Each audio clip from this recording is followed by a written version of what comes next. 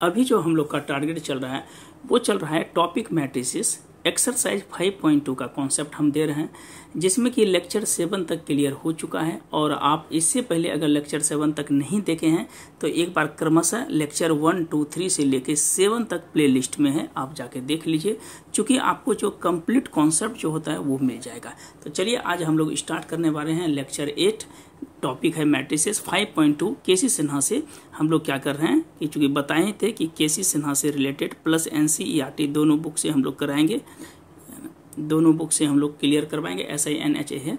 तो अभी हम लोग का 5.2 चल रहा है टॉपिक मैट्रिसेस, और जो टारगेट लिए थे कि 240 वीडियो में, तो मेरी कोशिश रहेगी कि आपको 240 वीडियो में टोटल कंप्लीट कर दिया जाए। तो चलिए शुरू करते हैं मल्टीप्लिकेशन ऑफ मैट्रिसेस। देखिए मल्टीप्लिकेशन ऑफ मैट्रिक्स में कि किसी भी दो मैट्रिक्स का मल्टीप्लिकेशन हम लोग किस तरह करते हैं, तो ध्यान से समझिएगा। जैसे कि हमको कि एग्जाम्पल के तौर पे देखिए कि ए कोई मैट्रिक्स है, मीनिंग समझिएगा।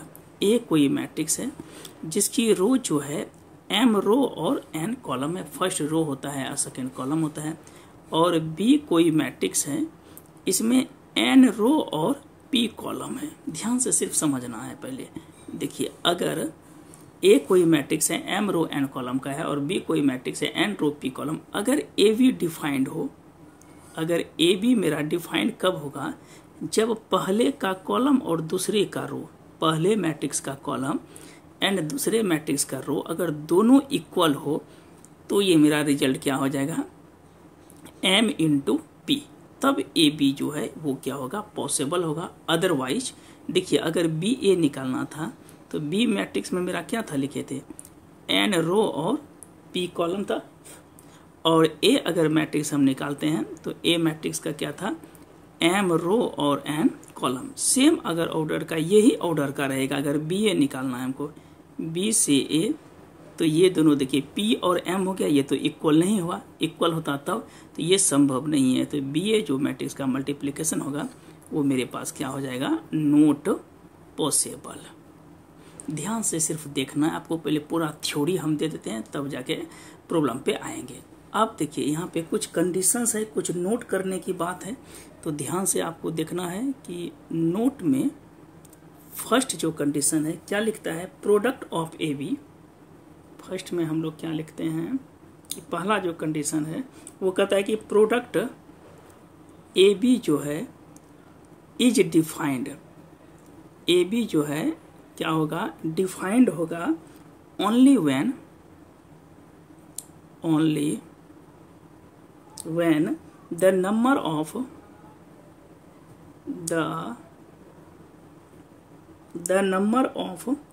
number of columns, जो अभी लिखे हैं वही चीज लिख रहे हैं, the number of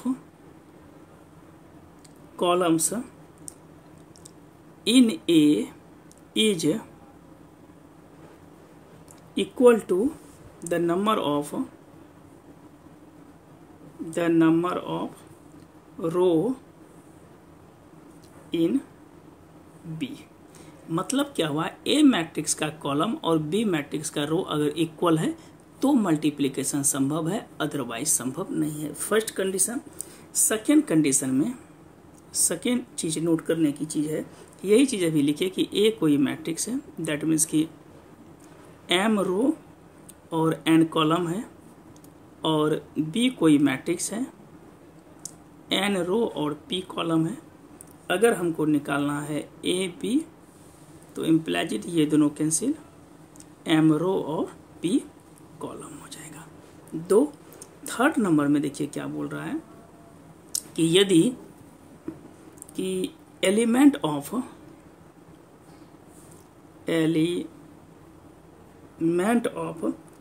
ith row, element of ith row and अगर kth कॉलम हो, ith row and kth column हो ऑफ प्रोडक्ट निकालना है, of product matrix is, product matrix is, ध्यान से देखिएगा, ith रो है तो ai1 प्लस a1 b1 के सेकेंड में क्या हो जाएगा, AI2 B2 के, फिर अगला निकालेंगे तो क्या होगा AI3, ये समझा देते हैं, B3 के up to dot dot dot AIN और BN के। चलिए ये लिखने के बाद हम लोग क्या करेंगे, दैट इज, देखिए यहाँ पर किस तरह लिखे हैं।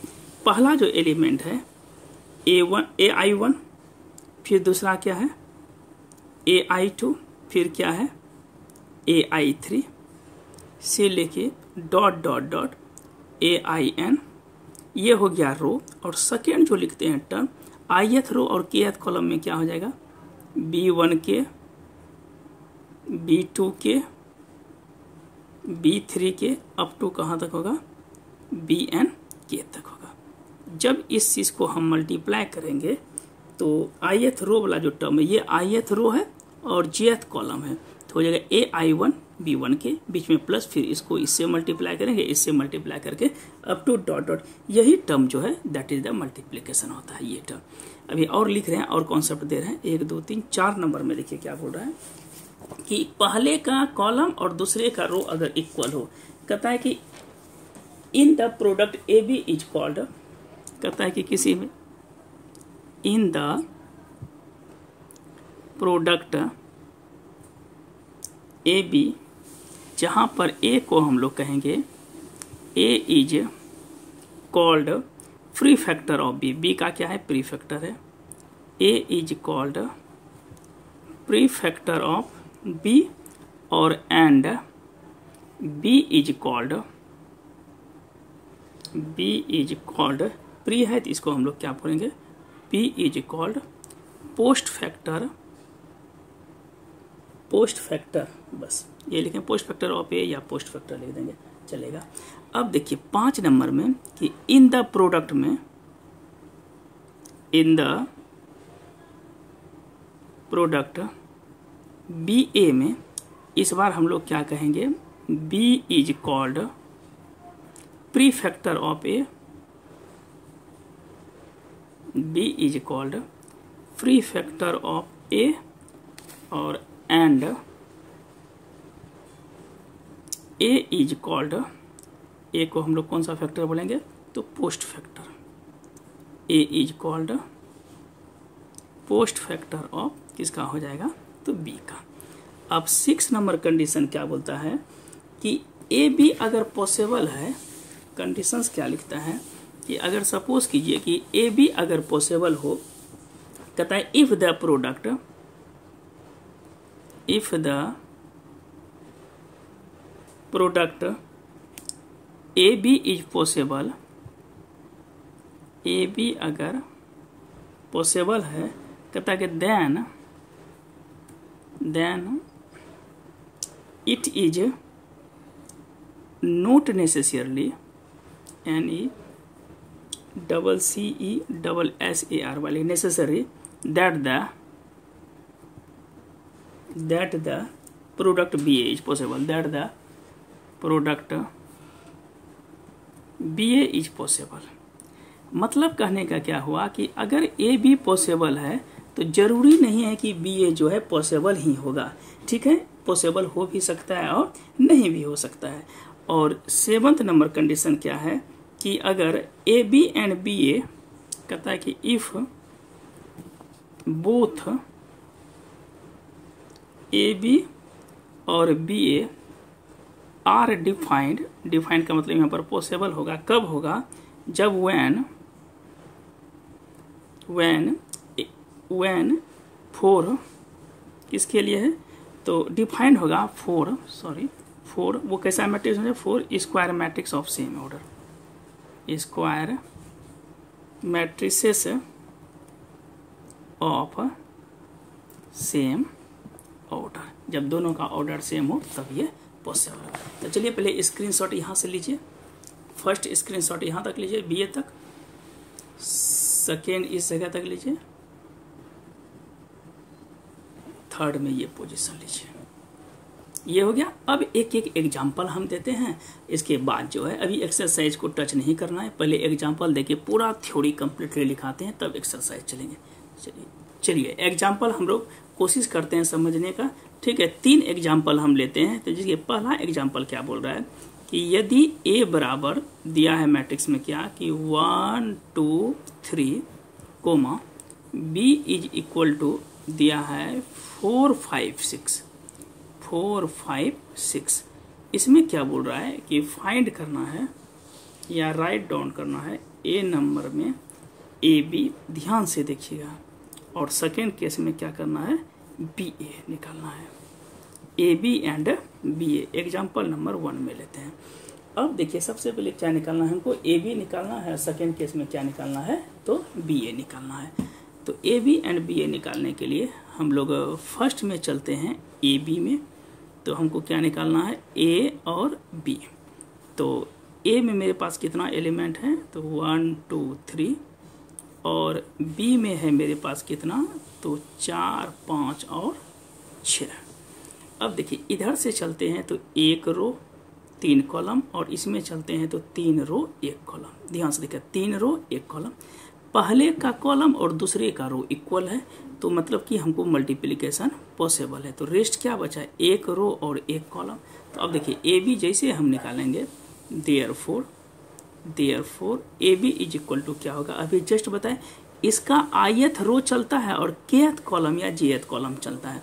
तो गुना करेंगे तो 1 गुना 4, 1 रो बीच में प्लस 2 गुना 5, चूँकि अलग अलग पेयर का बनाना है, 2 गुना 5 प्लस 3 गुना 6, 3 गुना 6 ये लिखें।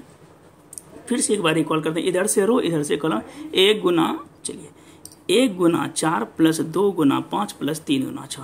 तो ये मेरे पास रिजल्ट कितना हो गया 4 प्लस 10 प्लस 18, तो 18 10 28 प्लस 4 कितना हो गया तो 32।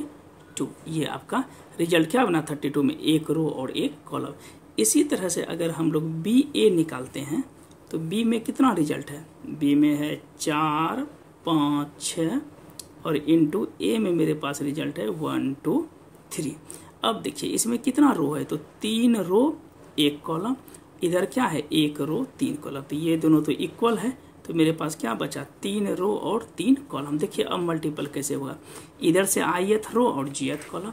तो पहले 4 को उठाते हैं, तो 4 से जो चलेगा 4 गुना 1 पहला कंडीशन, इसमें प्लस नहीं देंगे, फिर 4 इंटू 2, चूँकि 3 रो 3 कॉलम चाहिए हमको, और 4 इस 2 क्या होगा 3।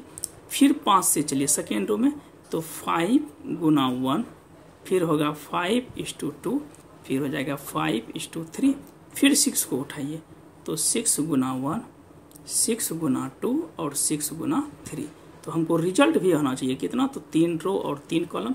तो हम इसको लिख सकते हैं 4 8 12 5 10 50 और 6 12 और 18। तो 3 रो और कितना कॉलम हो गया तो 3 कॉलम हो गया, 1 रो 3 कॉलम। तो देखिए कैसे गुना करेंगे, फिर से 3 रो 3 कॉलम है, देखिए 3 रो है R1 R2 R3 और 3 कॉलम है। तो पहला रो उठा C1 से गुना होगा, फिर C2 से गुना होगा, फिर C3 से, इसी तरह से R2 भी C1 C2 C3 और फिर R3 भी C1 C2 C3। यही इसका मल्टीप्लिकेशन का कंडीशन होता है। एक प्रॉब्लम और इसी पर बेस पे उठाते हैं। 2 नंबर सवाल देखिए क्या है, 2 A बराबर दिया है 4 5 6 और 7। फिर नेक्स्ट जो है लेक्चर में हम लोग और चलेंगे अभी डिफरेंट टाइप का, और B में हम लिखें कितना 4 5 6 7, यही मान लीजिए लिख दिए, इससे कोई दिक्कत नहीं, एलिमेंट सेम रहे। अगर हमको निकालना है A से B, तो AB में तब बताएंगे A स्क्वायर भी इससे मैट्रिक्स से हम निकाल सकते हैं, मल्टीपल कर सकते हैं अभी बाद में। 4 5 6 7 इंटू B में कितना है तो 4 5 6 और 7। देखिए इसमें 1 रो 3 कॉलम, सॉरी 1 रो 4 कॉलम, इसमें कितना है 4 रो 1 कॉलम, दोनों कैंसिल आउट हुआ तो क्या बचा 1 रो 1 कॉलम, इधर से रो चलेगा इधर से कॉलम। तो अभी जस्ट बताए थे गुना 4 गुना 4 प्लस 5 इंटू 5 प्लस 6 इस टू 6 अब प्लस 7 इस टू 7। तो इसका जो रिजल्ट हो जाए वो मेरा क्या निकला है AB। और सिमिलर केस में हमको क्या निकालना है BA। तो BA निकालने के लिए क्या लिखेंगे 4 5 6 7 मल्टीपल हो जाएगा इधर भी 4, 5, 6 और 7 गुना कीजिए। 4 रो 1 कॉलम, इसमें 1 रो और 4 कॉलम, ये दोनों तो समान है, तो क्या बनेगा 4 रो 4 कॉलम।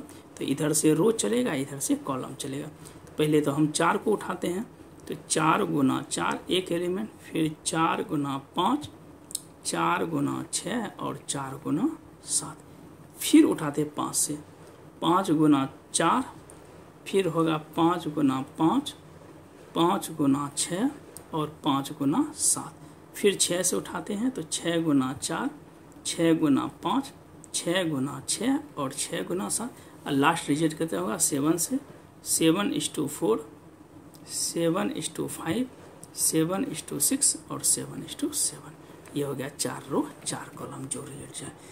तो मेरे अनुसार जो है ये जो बताया आप लगभग समझ में आ गया होगा। नहीं तो फिर से हम लोग जो है नेक्स्ट वीडियो में फिर से एग्जाम्पल लेंगे और कोशिश करेंगे कम से कम 2 वीडियो में खूब अच्छी तरह से मल्टीप्लिकेशन कंप्लीट करते हैं। इसके बाद हम लोग स्टार्ट करेंगे मल्टीप्लिकेशन के बाद फिर एक्सरसाइज करेंगे। तो आज के लिए इतना ही रहने देते हैं। Thank you watching the video को लाइक कीजिए, सब्सक्राइब करिए और दोस्तों को भी शेयर कीजिए।